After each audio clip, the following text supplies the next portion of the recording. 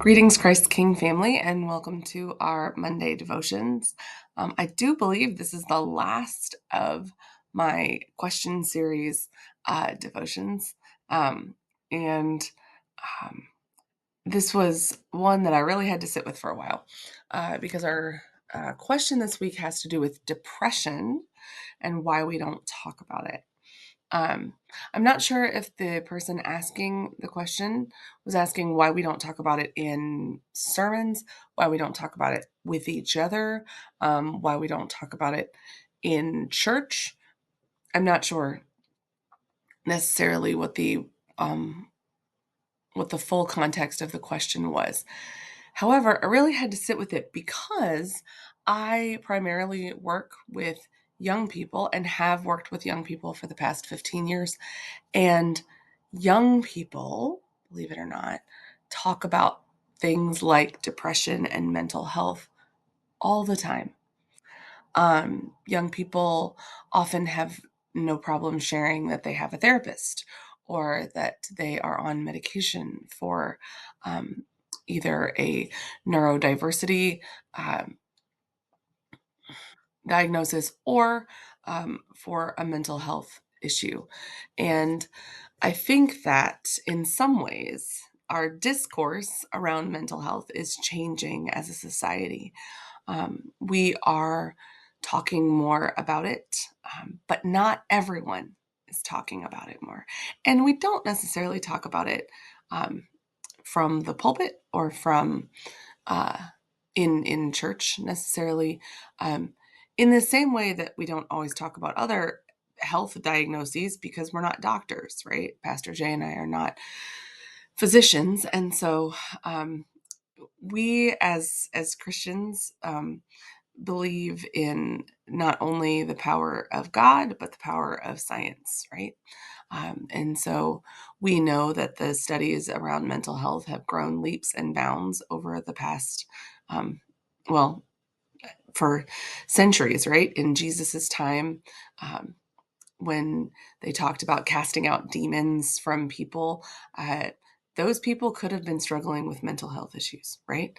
And being cured of those mental health issues, whether they were actually demons or whether they were things like bipolar or schizophrenia, that's an amazing miracle, right? Especially if you are someone who has struggled with mental health or who knows someone who struggles with mental health treatment. That's definitely a miracle. And but the names of those things have changed drastically over the years, and our understanding of how they work in our brains and how our bodies work in conjunction with what we eat and what we do and what we consume and the medications that we take, all of that changes and continues to change. Um, so, for one thing, it's important for us to be honest with each other, right? To be honest with our closest friends and family about our struggles, um, about what we're going through.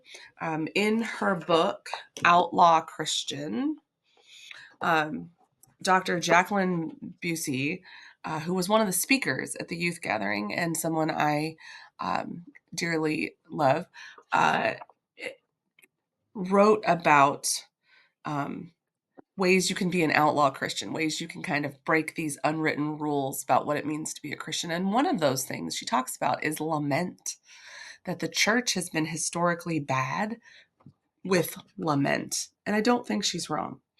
Um, she says, lament creates a space for Christians to come together and say to God's face that we miss love and that the world's pain is breaking our hearts.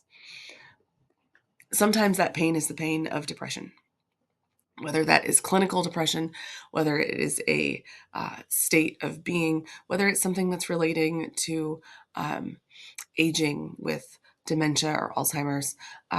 This depression is something we can lament. It's hard to deal with. It's hard to be the supporters of people who can't seem to get um, relief from an ever present depression. And so, what we can do is we can be there for each other, we can listen, we can sit in the grief of what once was or what may never be. And those are things that we grieve together.